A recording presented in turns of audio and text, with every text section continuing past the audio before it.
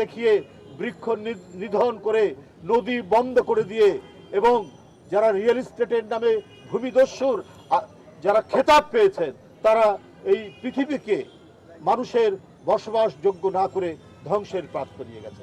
তাদের প্রতিনিধি ছিলেন যারা 5ই আগস্টে এই দেশ থেকে পালিয়ে গেছে।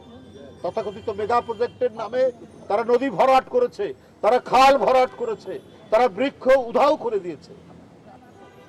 কারণ স্বৈরাচার যখন আসে সেই স্বৈরাচারের দ্বারা কখনোই আপনার মানুষের মঙ্গলের জন্য কোনো ভালো কাজ হতে পারে এটা কেউ বিশ্বাস করতে পারে না।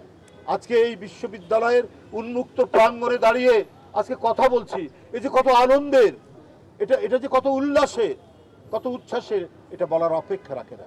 আজকে যারা পলাতক, যারা মানুষের সম্পদ, মানুষের টাকা যারা পাচার করেছে, যারা গোটা দেশকেই একটা হুন্ডি